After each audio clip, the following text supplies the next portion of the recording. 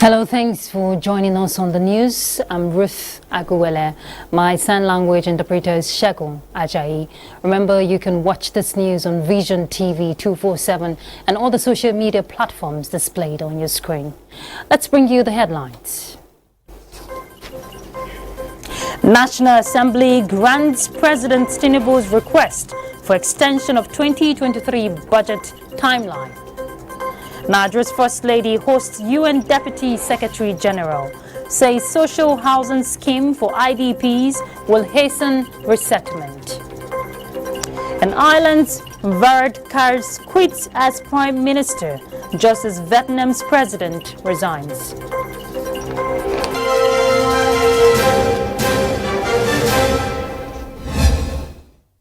We'll begin with legislative affairs. The Senate has passed bills extending implementation of 2023 budget to ensure the execution of government policies and projects.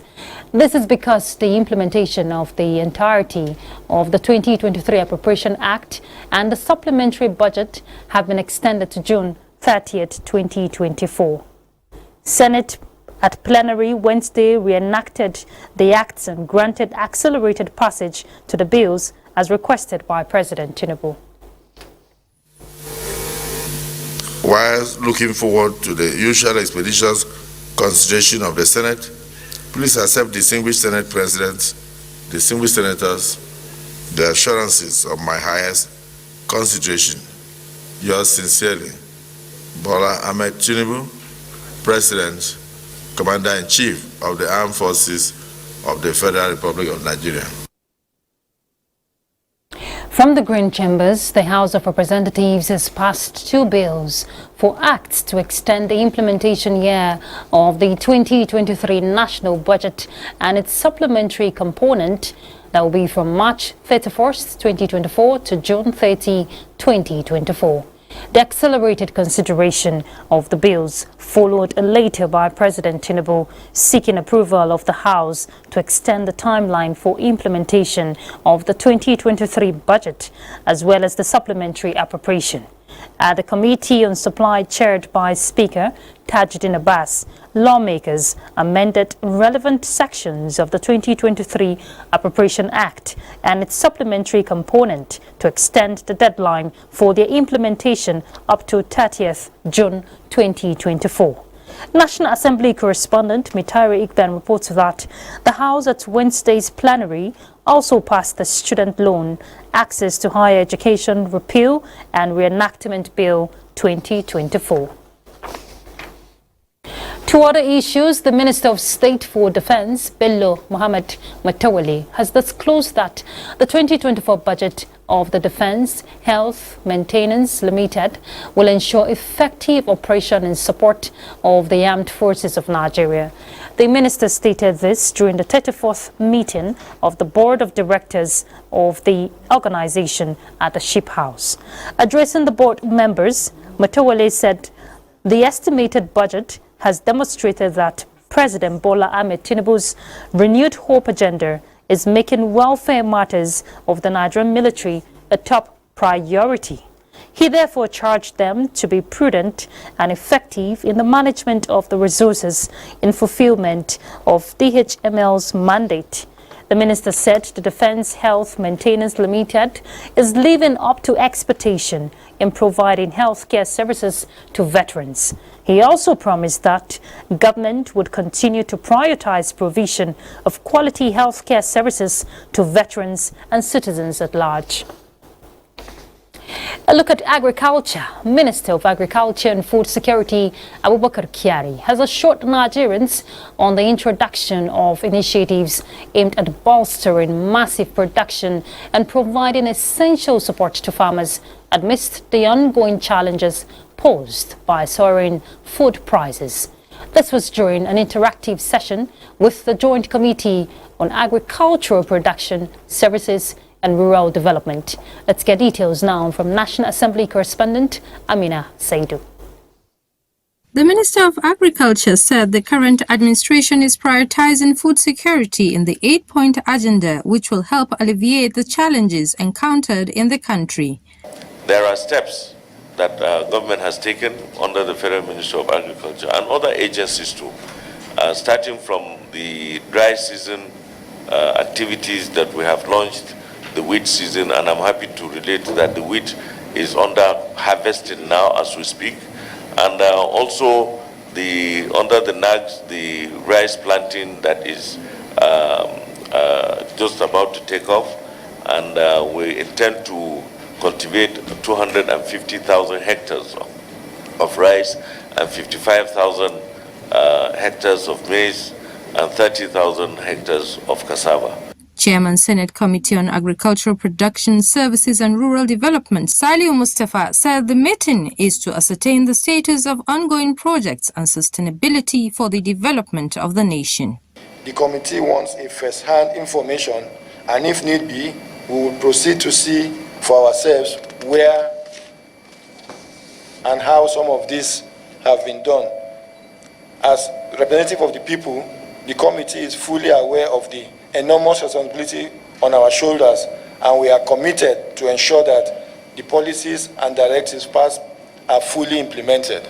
I think that we must have a plan to say, okay, this issue of rice, for example, is a stopgap. These are the other things we are going to put in place to increase agricultural production so that we can feed ourselves. The session agreed for a collaborative approach between stakeholders towards achieving core mandates in the sector for sufficient food production in Nigeria. From the National Assembly, Amina Saidu, NTA News. The emergency meeting summoned by Minister of Education with Joint Action Committee of the Senior Staff Association of Nigerian Universities and Non-Academic Staff Union of Universities and Allied Institutions has ended without resolution. The parties agreed to consult and meet before the end of the 7 days warning strike, and backed by the unions if meaningful progress can be achieved. They are going back to report the outcome of this decision of our understanding here. Well, on our part, we'll continue to discuss the issues to conclusion. This is a warning strike. This effort should continue, and hopefully before the end of the warning strikes, something reasonable and tangible will come from government. We appreciated their openness, but this struggle will continue. As soon as we receive a positive response from the higher authorities, we can assure the Nigerian public that the strike will be reviewed appropriately. The two unions shut down services in the public universities on Monday to press home their demands, part of which is the release of withheld salaries following their strike of 2021. Nigeria's First Lady Oluremi Tinubu says establishing a social housing scheme for internally displaced persons in the country can be a pathway to help fast-track their resettlement. She offered the recommendation at a meeting with United Nations Deputy Secretary General Aminat Mohammed, who led a delegation of UN team to her office. State House correspondent NTAi reports. Raised Nigeria's flag high at the United Nations, where she is the Deputy Secretary General of the World Body. Her visit to the office of Nigeria's First Lady Oluremi Tinubu is a follow-up to their engagement at the United Nations General Assembly in 2023 in New York, where discussions centered around improving sexual and reproductive health of women, IDPs, and youth development. Talking about women's health. With some of these issues, especially birth registration, women empowerment, and youth development already on the front burner of our initiative, the First Lady says limited resources at her disposal will be invested in building a future that is safe for all. It's a huge, population. So there are different, we're talking about TB now. Is it there? Yes, HIV, AIDS. So many things. But I'm there. Trust me, I can tell you that. I'm there, I'm thinking, even if it's a little help, let me do something. Underscoring the need for the nation to be accountable to its resources going forward, the First Lady called on youths to embrace several initiatives designed to impact them. So when funds comes in, despite the social problems, there are guidelines that comes with it. Even if I'm receiving money from United Nations, there are guidelines that these are the things we want to do. By putting women at the center, the health strategy of Nigeria is a laudable one. In fact, which the UN Deputy Secretary General took note of. We will be supporting our country teams to support the government. But I would say the bulk of where resources need to be invested are youth, women and girls. It doesn't leave much out, but this is where we really feel the pressure. And we wanted to take an initiative to support the government to put a safety net that can help at least the most vulnerable. And I think your voice and your support in this regard will make a big difference. The engagement between Nigeria's First Lady and the United Nations Deputy Secretary General sure holds a lot of significance for women, the girl child, and other vulnerable sections of the country. This is especially so with the commitment of United Nations to retain its focus on these sections of the society in the implementation of its social agenda. In the State House, NTAi, NTA News. Ireland's Prime Minister Leo Varadkar has declared his resignation and linking it to personal and political reasons. Francis Odojo reports that Varadkar's departure as head of the three-party coalition does not automatically suggest a general election. Varadkar said he had asked for a new leader of the party to be elected ahead of Fine Gael's party's annual conference on April 6, following which Parliament would vote on that person becoming Prime Minister after the Easter break.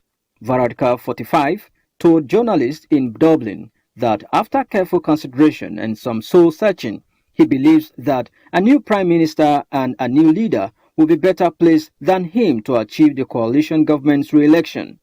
He said he is quitting as leader of Fine Gael party and would resign as Prime Minister as soon as his successor took up the post. Most of all, I want to finish by thanking the people of Ireland for giving me the opportunity to serve them. And I promise I'll keep working for Ireland and my community in any way I can in the future. Thank you very much. Similarly, Vietnam's President Von Van Thong has also announced his resignation, raising questions over stability. Von Van speaks as he attends the Indo-Pacific Economic Framework Leaders event at the Asia-Pacific CEO Summit in San Francisco, California, US. Von Van Thong quits after only 1 year on the job. Reports say the move may be part of an anti-grab drive, political infighting, and market sell-off by foreign investors. The Vietnamese Communist Party has accepted the resignation of President Von Van Thong. The government said in a statement that Thong had violated party rules, adding that those shortcomings had negatively impacted public opinion, affecting the reputation of the party, state, and him personally. Francis Udojo, NTA News. Scientists claim to have eradicated HIV from infected cells using CRISPR gene editing technology, which won the Nobel Prize. Reports say CRISPR acts like molecular scissors, cutting DNA to remove or deactivate harmful sections. Scientists explain that the goal is not to completely eliminate the virus from the body, but more research is necessary to ensure safety and effectiveness, as current HIV treatments can only suppress the virus but not eliminate it. Presenting their initial findings at a medical conference, the team from the University of Amsterdam emphasized that their work is still in the early stages and not a cure for HIV test. A medic from the University of Nottingham agrees, stating that further investigation is required. Efforts are, however, ongoing by other scientists and Excision Biotherapeutics, with 3 HIV patients showing no major side effects after 48 weeks. All right, let's take a break. We're back in a moment. The new Director General of the National Emergency Management Agency, NEMA, Zubaida Umar, has assured Nigerians of a commitment to providing prompt disaster response and mitigation to better the lots of vulnerable Nigerians.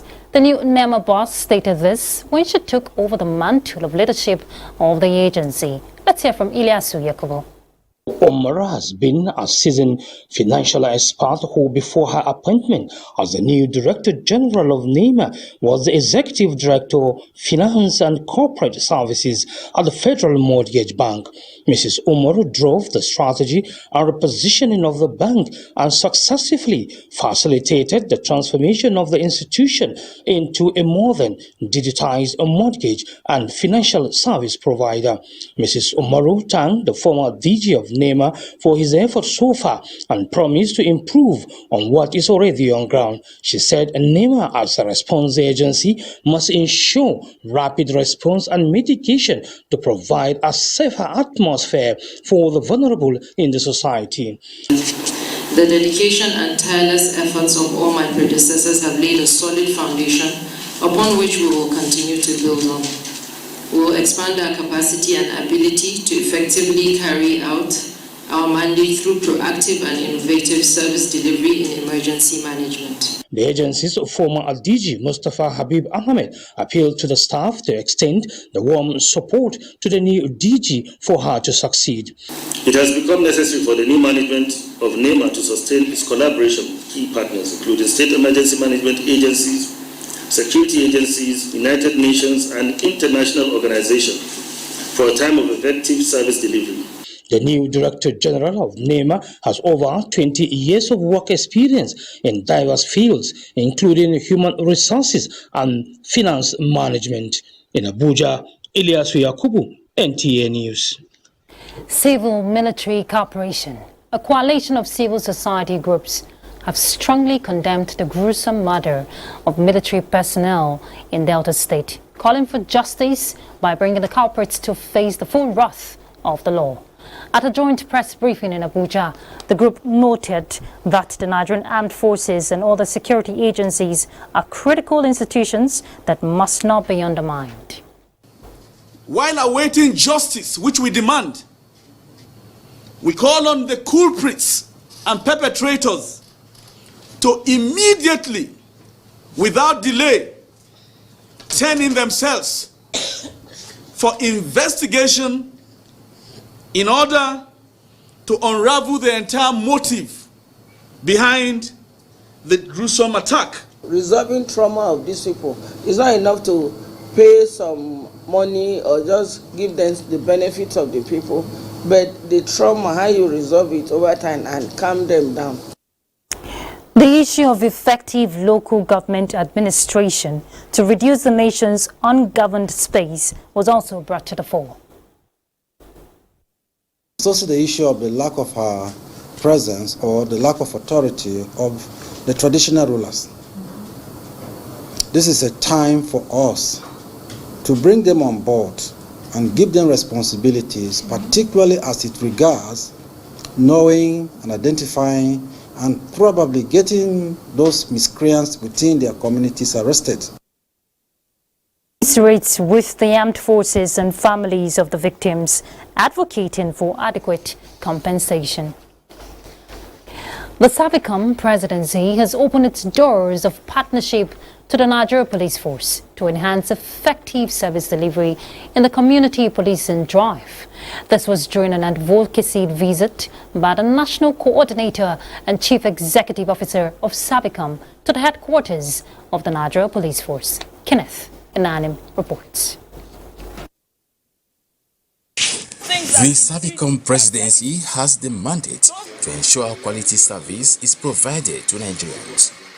At the Nigeria Police Force headquarters, Abuja, Savicom acknowledges the police as a leading security outfit with direct contact with the public and extends a hand of partnership that will upscale the quality of services being provided by the officers and men of the force. For instance, ensuring timely resolution of complaints by the public. Building public trust and confidence in the security personnel is another area Savicom is urging the police to take seriously. With its efficient feedback mechanism, Savicom says it will monitor compliance nationwide and report findings to the appropriate authorities. We are coming to review their key service improvement tool, which is the service charter. So we're going to engage with them and improve and review this service charter that is due. And so we're going to look at developing new standards, working on the old standards to improve on how well we're going to measure and track performance around customer service in the police force.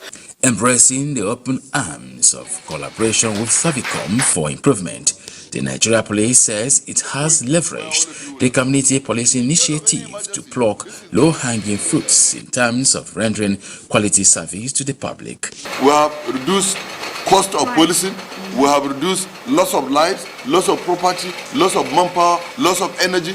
You cannot even quantify the gains and the value that is added. Both parties are on the same page on the review of the Force Service Charter, personnel capacity building, quarterly meetings and stock taking. Kenneth Nanim, NTA News. Fragmented Blue, an expository piece that delves into the invaluable insight and the devastating realities of prostate cancer in men, has been launched in Abuja. Charles Alpha will tell us more. Prostate cancer is said to be one of the diseases ravaging men of all ages, color, and race. We dedicate it in the name of God the Father. This book, Fragmented Blue, authored by Esther Olamidoyin Jeremiah, is an eye-opener for men to see the need to prioritize their health through early diagnosis, management, and treatment. Prostate cancer itself, from research, does not give you any early warning signs. So the best option for you is to go for your screening as much as possible. The masterpiece, 72 pages with 11 chapters, enlightens men on prostate enlargement, the early signs, and when reality sets in. This stylistic choice efficiently conveys essential information regarding prostate enlargement and cancer. I think what we need to do is for us to give more preference and be more proactive as far as our health is concerned. The people that it concerns runs away from discussing it, from getting knowledge about it until it gets late. These factors, one of them is being a black man. So all of us are at risk, and of course at the age of 40, you can't change being a black man. You also cannot change being greater than the age of 40. When you are 40, you are 40. The book emphasizes the significant role spouses can play and support to overcome the challenges of prostate cancer in men. Charles Alpha, NTA News. The need to ensure well-informed civil servants and enhance their capabilities in carrying out duties for the progress of the service and the nation has been emphasized. These are reasons which informed the holding of a sensitization workshop for all directors of human resources and core ministries of revised 2021 public service rules, which participants say is fundamental to their performance in public institutions. Hamman Jabani reports. The public service rules, which came into effect in 2023, are to promote a culture of professionalism and excellence within the public service institutions, setting standards for recruitment, promotion and conduct. It is also aimed at ensuring that those who join the public service are qualified, competent and dedicated. The public service rules is an embodiment of the notion of public trust and provide a framework through which duty is fulfilled and decisions made with integrity and fairness. Head of the Civil Service of the Federation, Folashade Yemi, who was represented, says the rules serves as the backbone of the country's administrative framework, guiding the conduct and responsibilities of persons entrusted with public service. The public service rules are not mere set of regulations, but a commitment to uphold the principles of transparency, accountability, and transparency. This program is in line with the central goal of the present administration and the leadership of the head of the Civil Service of the Federation to bring about effective administration and service delivery in the public service as a means to achieve government's renewed hope agenda, sustainable governance, adherence to law and order, and capacity building in the public service. Director, Organization, Design and Development, Office of the Head of the Civil Service of the Federation, speaks more on the training. It will also strengthen our understanding of the recent reviews in the PSR. It will provide practical guidelines and guidance on how to interpret and apply the relevant and revised rules effectively in our daily work scenarios. It will also enhance our awareness of the recent reviews. The next phase of the sensitization will include non-core ministries, departments and agencies. Hamad Jabani, NTA News. Let's, just before we go actually, let's check out Thursday's weather.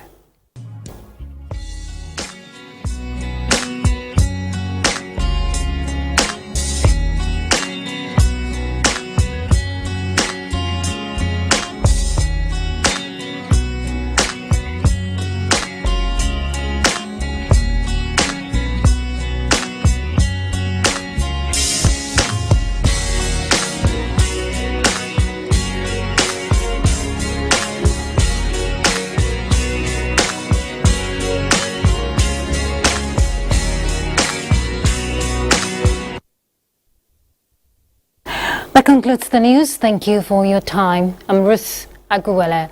My sign language interpreter is Shagun Ajayi. Have a good evening.